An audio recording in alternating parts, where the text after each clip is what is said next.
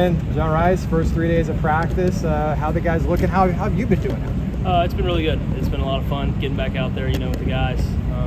I guess one thing you realize pretty quick is it's pretty warm in Florida, as well as it's pretty warm in Mississippi. But I think the heat's a little different here. But first 3 days have been good, going well. So you have that SEC experience. How do you bring that into this conference as well this year? I think football's football. No matter what conference you're in, and so I think it's all about execution. Whatever you can do to help the team. So that's what I'm doing.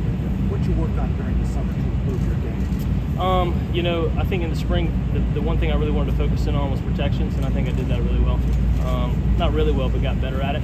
And I think over the summer, a lot of the passing game stuff, working on a lot of the timing with the receivers that were here and the receivers that came in. So I think that's the two areas that I've worked on. Now, how do you feel like your skill set fits within the offense that Coach Malzahn's trying to run here at UCF? I think Coach Malzahn is the type of offensive mind that can use his skill set, And so I feel like my skill set is pretty unique with my running ability, and I think he's had success in the past with Marshall and guys like that that have similar abilities to me. And so just knowing that he can scheme up plays that are fit to me is pretty comfortable. What's your view of Passing Manning Passing Academy? Yeah. That was really good. A lot of fun. I had the opportunity to go my sophomore year. But because of COVID, they had to cancel it, and so that was a bummer. But to be able to go back there and spend some time with those guys was really cool. How important was it this summer just to work on passing and timing and chemistry with receivers? I know the coaches could be with you a little bit more this year. How important was that for your development? I think it was a really big deal. Anytime that you can get out there with the receivers and be on the same page and get on the same page with them, I think it's a really big deal. With the coaches or without the coaches, you know what I mean? I think it's one of those things that when everybody's on the same page, it makes the world of a difference. You know what I mean? When you throw to a guy hundreds and hundreds of times, it makes it easier to throw to him when there's one-on-one coverage out there. You know what I mean? So it's been good to be out there with him. Tell us about that transition without the daily reps of playing quarterback. One more time. When you go through a season without playing quarterback and getting those reps consistently, what's the biggest thing? And when you step back into those shoes, you're like, oh, yeah, it's different. So played quarterback my whole life, and so I've done it since I've been a little kid.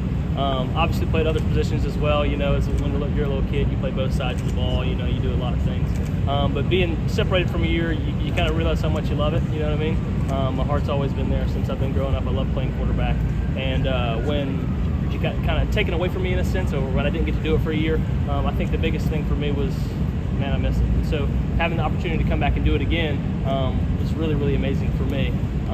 But when you get out there, it's moving quick on you just because you haven't done it in a year. But once you do it a couple days in a row, a week or two, the more you do it, the more it slows down. Now, JRP, you had an excellent spring game. You threw for 4 touchdowns as well. How do you bring that into fall camp now? I think you build on momentum. I think in football it's a game of momentum, but I think the spring is a long time away from the fall. When you go to the summer standpoint. But just trying to continue to work every day. You've been in a quarterback battle before. How are you using that right now, and what have you learned from quarterback battles in the past? I think the biggest thing in a quarterback battle is it's all about competition, right? And I think competition brings out the best in people. It makes you want to work harder, makes you want to stay up late and study more, wake up earlier and go harder at it. And so, having done it before, I guess it's an experience to say that I've done it, you know what I mean? But I think the biggest piece of it is the competition point of it, and which I love. I've always been a competitor since I've been a little kid. I remember when I would lose to my dad in Madden when I was a kid, I would start crying just because I was so competitive. But I love competition, and so being in a quarterback battle is fun for me. What is the press with it, though? I mean, obviously you guys are studying together, you're with each other, I'm sure, every single day. I don't really know how to compare it to something because you're with a guy almost 24/7, especially during fall camp, you know what I mean? And so you're doing everything together. Then when you have the class together, on top of that, you're doing a lot of stuff together. I mean, it's like I guess it would be like playing your friend a video game. Like when you lose, you're pissed, but when you win, you're happy. But at the end of the day, it's still your back. What does it impress you about working with these wide receivers, and who has stood out? A lot of weapons. And I can name names, but there's a full list of them, and so different guys do different things better, just like any receiving core. But it raises your eyebrows at the level of talent that's in that room. speaking about talent offensively, when you look at receiver, you look at running back, O-line experienced, you got a lot of weapons around you. How good can this offense be this year? We're going to be special. I think we're going to score a lot of points. And I think this team is pretty special in the aspect that we have a lot of talent on this team, as I'm sure you know. But like I said, it all comes down to execution, game planning and execution. And so I'm excited to see once the season rolls around how well we're going to do. Where do you feel your chemistry is at with the wide receivers? I think it's good. But going through fall camp, all it's going to do is get better. You know, and the more you, like I said, the more you get out there with those guys, throw 100 balls to them, you feel more comfortable than when you don't. You know what I mean? And so, to answer the question, I think we're good right now, but we can definitely get better. What would it mean to you to be named the starting quarterback of the team? It would be awesome. It's been my dream, you know, to be starting quarterback at the highest level, play baseball at the highest level. It's been my dream since I've been a little kid. And so, if I would have had that opportunity, I'd be really blessed to have that. So, Rhys Plumlee, you know, you're wearing the number 10, and number 10 here at UCF is a pretty big deal, you know, the kids know. Have you had any relationship with him? Yeah, I've gotten to talk to him a lot, and we actually threw a couple times, and he has a lot of knowledge of the game, a lot of knowledge of playing quarterback position, and he's got to share that knowledge with me some. And so he's been a really, really good resource, just somebody to text back and forth with, somebody to get some pointers from. He's been really good. Hopefully I can wear the number 10 the way he would want me to. You also had Dante Culpepper visit you guys. You know, Mikey mentioned earlier how he was drafted by the New York Yankees, so a little bit of, you know, that baseball experience like you have. What was it like to be able to talk to him, especially, you know, given that he has that experience too? Really, really neat. You know, a guy like that, was on the front of Madden. You know what I mean? Like you're a little kid, you're playing Madden and dreaming of being that guy, and then all of a sudden you get to listen to him speak here at UCF and go to the school that he went to. It's really, really cool to get to hear from him. Speaking of baseball, your former team, Ole Miss, had a fantastic year, won the College World Series. What was your perspective? That was a little bit bittersweet, a little bit, because you were just on that team a few months ago. Yeah. I'm so proud of those guys. Unbelievable. Those are my guys. I love everybody on that team. Coach Bianco, Coach Clem, Coach Laff, Coach Cleary, all those guys. I'm really, really proud for them. But selfishly, it's like, man, that really stinks that you couldn't be a part of it. But I know God has a plan. What does seize the moment mean for you right now? I think take every opportunity you're given. You know, I think a lot of the times in this deal, you can take for granted going to fall camp. You can take for granted getting to get up and go to a quarterback meeting at UCF. You know, when those days when you're tired, when it's day 13, when it's day 15, it's like my body's hurting, I'm tired, I want to sleep in. But 10-year-old John Rhys would kick myself out of the bed, like, hey man, you're getting to do this. This is your dream since you've been a little kid. So I think seize the moment for me is take the opportunities and don't take it for granted. So who on the team? Vying for a position, there's obviously a lot of scrutiny. Every throw's important, every drill's important. There's a lot of pressure. How do you deal with it?